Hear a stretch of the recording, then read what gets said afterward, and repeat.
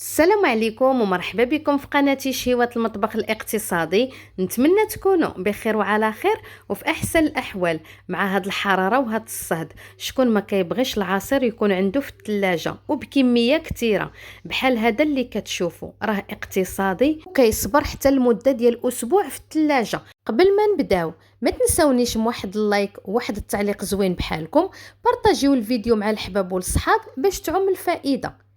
غنبداو بسم الله. غنحتاج ل3 يطرو ديال الماء اللي يكون بارد. انا عندي هنايا 2 قراعي، كل قرعه فيها يطرو ونص، يعني 3 يطرو ديال الماء بارد. شوفوا القرعه راه فيها واحد الطوبه ديال الثلج، باش تعرفوها ضروري خص الماء يكون بارد مزيان. وغادي نضيف يطرو قل ربع ديال الحليب حتى هو يكون بارد. الحليب من الاحسن يكون حليب معقم باش يصبر لكم العصير. بالنسبه للسكر انا غادي نضيف 3 ديال الكيسان. الكاس هو القياس ديال العنبه، يمكن لكم تضيفوا غير 2 الكيسان ديال السكر، كتبقى على حسب الاختيار، ولكن هذا القياس هذا 3 د الكيسان السكر كيجي هو هذاك.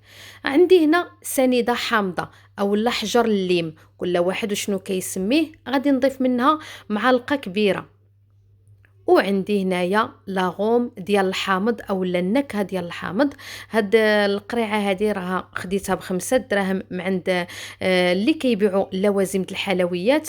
غير قولوا لهم لاغوم د الحامض وغادي يعطيوها لكم. كنبقى هكا كنحرك حتى يرخي ليا اللون، لان هذيك لاغوم د الحامض راها فيها المذاق د الحامض وفيها اللون.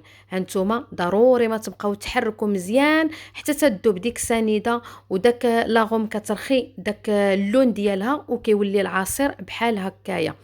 ودابا اخر حاجه غادي نضيف واحد 4 كاس ديال الحامض. انا عندي هنا حامضه اللي عصرتها عطاتني 4 كاس. ملاحظه مهمه، ما تضيفوش الحامض في البدايه. الا ضفتوا الحامض في البدايه غادي يتكلل لكم داك الحليب وغادي يضيع لكم العصير. حتى تخلطوا العصير مزيان ويولي جاهز عاد كنضيفوا داك 4 كاس ديال الحامض باش كيبقى لنا العصير معقم وفيه المذاق ديال الحامض. شوفوا ليا القوام كيف كيجي، خاتر بدون مخدر. هكايا راكم شفتوا غير الحليب والماء، ولكن بقات في الطريقه كيفاش خدمت هذا العصير. وصافي من بعد ما ساليت كنجيب القراعي اللي غادي ندير فيهم هذا العصير. كيف شفتوا الطريقه راها سهله، عصير اقتصادي وكيحط لنا كميه كثيره، خصوصا مع هاد الحراره وهاد الصهد. كنبغيو بحال هاد النوع ديال العصائر يكونوا عندنا واجدين في الثلاجه. وكيف قلت لكم هاد العصير راه كيصبر حتى المده ديال اسبوع في الثلاجه، ما كيتغيرش اللون ديالو. شوفوا تبارك الله راه حط ليا تقريبا 5 يطرو. راها غادا ال5 يطرو اللي نزل ليا هاد الكميه هادي ديال العصير. صافي كنعمرهم هكايا في هاد القراعي، واللي بقى لي غادي نديرو في الكيسان. غادي نوريكم حتى الطريقه كيفاش نزينوا الكيسان الا كانوا هكا عندنا الضياف. كنزينوا دوك الكيسان وكنعمروهم بالعصير كيجيو رائعين. شوفوا تبارك الله شحال نزل هاد العصير هذا وغير اللون ديالو كيشهي. دابا غادي نوريكم كيفاش الطريقه باش نزين الكيسان. عندي هنايا تقريبا واحد 4 كاس ديال السكر حبيبات، وعندي هاد الحامضه هادي اللي خضره. كنحكها في هاد الحكاكه اللي كيكونوا العيون ديالها صغيورين حتى تنحكها كامله. هانتوما صافي. ومن بعد غادي نخلط هاد السكر هذا، غادي نخلطه مع هاد القشور ديال هاد الحامضه باش كيجي داك السكر كيجينا هكا فيه داك اللوين خضر.